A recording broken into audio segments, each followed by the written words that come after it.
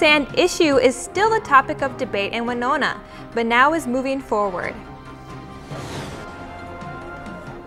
One of the longest surviving Occupy movements was cleared away in a raid by authorities in London. Welcome to News 24. I'm Larissa Olson. And I'm Becky Courier. The controversial frac sand topic is still heated here in Winona, but now there's a forward progress with the creation of a conditional use permit for businesses that want to carry out frac sand operations in Winona. Stephen Ryberg joins us in the studio with more. Stephen? Thanks, Becky. The Winona City Planning Commission has approved a conditional use permit to be considered by the City Council. 2 weeks ago, the Commission tabled a proposal to gather more information and make a few changes after hearing public concerns. The conditional use permit would regulate frac sand operations by enforcing strict hours of operation and dust control, among other items. The City Council will hold a public hearing on the matter this Tuesday, March 6th at 6:30 p.m. And regardless of those changes made to the conditional use permit, there are still plenty of residents that are upset about the industry and what it could bring to Winona. The bluffs and scenic views have always made Winona a beautiful tourist destination. But now, the frac sand industry is rolling in, and residents fear it could ruin that tourist feel. We citizens do not want this industry in our town at all. Jim Gurley and other residents have already acted out against the industry with protests such as this one. Frac sand is used in a process that produces natural gas, and Winona is a big transporter of the sand needed for that process. What this will bring is hundreds and hundreds and hundreds of large semis full of sand in and out of our city. Officials say mining operations that have applied for permits to carry out their business would bring in an estimated 1,600 trucks every day. Now those trucks would roll in through Highway 61 and the Highway 43 bridge, and would then make their way through downtown to this location, which residents have called Mount Frac. Now those concerned residents say that the industry would ruin tourism in Winona. I don't know a lot of people who are going to want to come to an industrial sand pit to get some rest and recreation. Gurley says he isn't against financial growth, but Frac sand mining is not the way to do it. Gurley says mining only lasts a few decades before it turns into a bust. Tourism can last for hundreds of years. If we in the county and the city are so short-sighted that for a few jobs we sacrifice hundreds of years worth of economic activity, it's stupid. I can't think of another word. We tried to contact the local trucking companies to get their response to the concerns of Winona residents, but none of them got back to us. We did, however, get an answer from a representative from Bees and Stone, which is the only operating sand mine within the city limits. They say sand mining only makes up 10% of their operation. Back to you, Becky. Thanks, Stephen. UK authorities broke down the Occupy London's camp outside St. Paul's Cathedral, clearing out one of the longest surviving capitalism protest camps. City of London police say the officers removed all tents and equipment outside St. Paul's, where the demonstrators have been camping since mid-October. London authorities claim it has become a necessity to evict the protesters. They say the camp harmed nearby businesses, caused waste and hygiene problems, and attracted crime and disorder. The protesters might be back outside St. Paul's, but London authorities believe they will no longer attempt to camp there. Occupy London was inspired by the Occupy Wall Street protest against capitalism excess in New York City. That has been going on since September 17, 2011. A new bill has been introduced in the House Senate that could create more internships for college students. The bill is called the Greater Minnesota Internship Bill.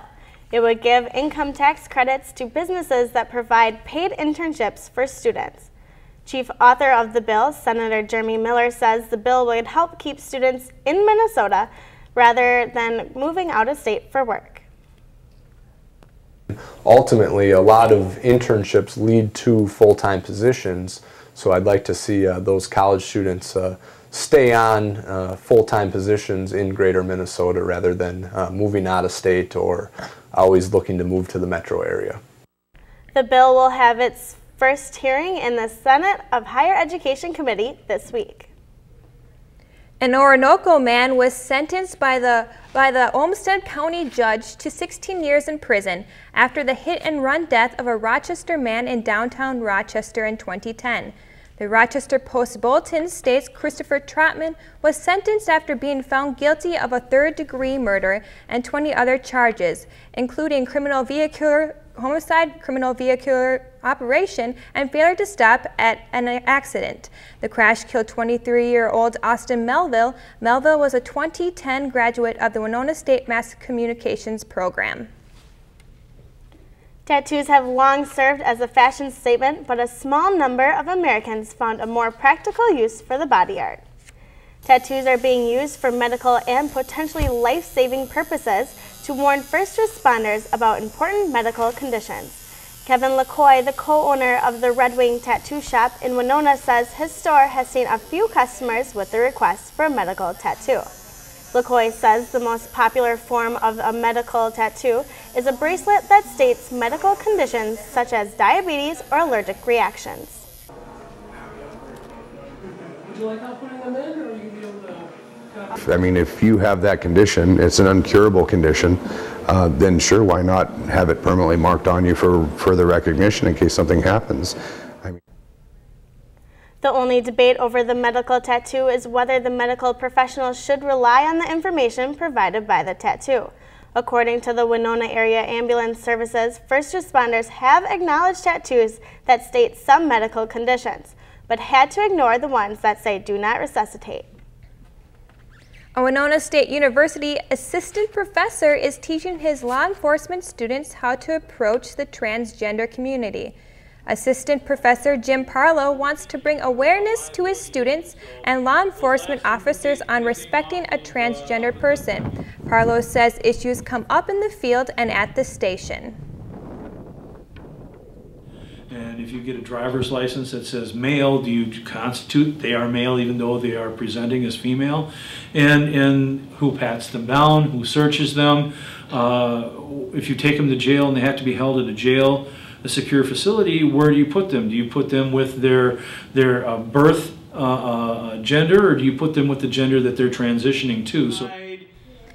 In the classroom, he is using training tapes and testimony from transgender officers, but plans on expanding. Parlow says he knows long reports on these issues are hard to read. So what I'm looking to do is get some type of pamphlet, a trifold pamphlet, put the main issues, put the main identifiers, put the main information, and then also contact resources if you've got other questions on creating a policy and procedure or how do you deal with this type of situation. Parlow says education will help decrease the misconceptions between the police and the transgendered community. Governor Mark Dayton has proclaimed the week of March 4th through the 10th as the Minnesota Agriculture Week. It's an effort to raise awareness of the contributions agriculture makes to Minnesota's economy and its people. State officials say nearly 1 in 5 jobs in the state are linked to agriculture and generated $15 billion in farm income and $5 billion in exports in 2010. The National Child Protection Training Center received a generous donation from Walmart. The $500,000 donation is part of a capital campaign that will go towards the building of a southern regional site of NCPTC at Northwest Arkansas Community College. Director Victor Veith says these training centers are essential to help children who have been abused. A number of studies say that if you have an adverse childhood experience, you've been physically abused, sexually abused, neglected, emotionally abused, witnessed violence, you're much more likely to suffer from a wide variety of medical and mental health conditions. So if we as a society don't get a handle on child abuse, we're going to struggle to get a handle on a wide variety of social ills. The National Child Protection Training Center headquarters are at WSU. The nonprofit organization works to end child abuse around the country. The Winona Senior Community Center is informing older people about the vulnerability of social media. The group learned about different types of social media, but also different scams that can be caused by the internet.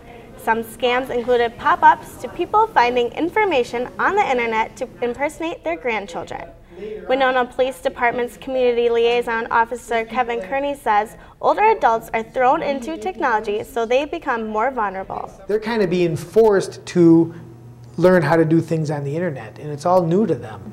And they still utilize that Minnesota nice while doing it, and they don't understand how big and how vast that the internet service or the social medias really are. Kearney says that one of the best ways to stop the scams is by informing people through classes or seminars. A Minnesota tribe has awarded $1.25 million in grants to benefit the Yankton Sioux tribe of Marty for fiscal year 2012. $1 million will go to the Yankton Sioux tribe, while a $250,000 grant will go to the Boys and Girls Club of the Missouri River area. A local artist has unveiled a new human-electric hybrid vehicle at the Minnesota Marine Art Museum. After about a year and a half of planning and building, Lion Smith and his partner Rich Kronfeld showed off their accomplishments to the locals. The three-wheeled vehicle is slightly bigger than a motorcycle and can only hold one person at a time. Also, it is powered by electricity and pedaling instead of gas. The designer and inventor of the car, Lion Smith, says that they want a different look for eco-friendly cars. You know, when you think of green, a lot of people think of very kind of weak-looking vehicles and stuff. But we wanted to create something more aggressive and cooler looking. The next vehicle will be showcased at the Midwest Renewable Energy Fair in June to help get more investors in the project. WSU choir students entertained audiences with 16th century flair this weekend. The WSU student chapter of the American Choral Directors Association hosted the annual Renaissance Madrigal Dinner. About 130 people enjoyed the evening Friday night on WSU's West Campus, featuring a Renaissance-themed banquet, complete with singing ensembles, a royal court, a jester, and other side shows popular in the 16th century. The 24-hour play tested Winona State students' theater skills and personal stamina. Their goal is to produce 3 plays within a 24-hour time span. 5, 4, 3, 2, 1. The 24-hour play kicked off at 7 p.m. with the drawing of a phrase. This phrase was incorporated into all 3 plays. Artistic director Tiffany Strang says the 2-month process boils down into 24 hours. We write, cast, audition, cast, rehearse, build, hang lights, focus, everything that is involved in a play in 24 hours. This is the 3rd year Winona State students put on the plays. Festival founder Ethan Jensen graduated last year but came back to participate. Jensen says the idea came to him after seeing it in Augsburg. I started the 24-hour festival just because, while WSU has an excellent theater program, we're always looking for, new opportunities and ways to stretch our abilities. And actually it came down to, I was just telling Tiffany about a 24-hour festival that I'd seen, and she said to me, well, we should do that. Actor Ryan Stefani says this is a unique experience. Most of the time we're able to have a few hours of sleep in between, usually just some downtime while they're working on something else. But most of the time it's a lot of go, go, go. And so it really stretches you as an actor, both mentally and physically. I'm really proud that this many people have showed up for the 3rd year, that that it's still going on with. I was terrified that it was going to end without me. It's not that I've always had faith in all of in everyone in this department that's younger than me, but I am so proud to see it going so well. Performances are free to the public, but the money raised from the concessions and merchandise will be donated to Project Success. The nonprofit organization allows inner-city kids to have an outlet in art and theater. So Larissa, you went to the plays, right? Yeah, I actually went. Okay, and how long were the plays? They were around like 15 minutes, real short, but sweet. And they actually memorized all their lines through it. Yeah, in 24 hours. It amazed me. Okay, did they win any or get any money at all? Yeah, they actually raised $140.06. Well, that's good. That's great for them. Okay. Yeah. All right. Thank you for joining us. For the latest on Winona news, like us on Facebook at facebook.com/WSU News 24. Have a wonderful weekend.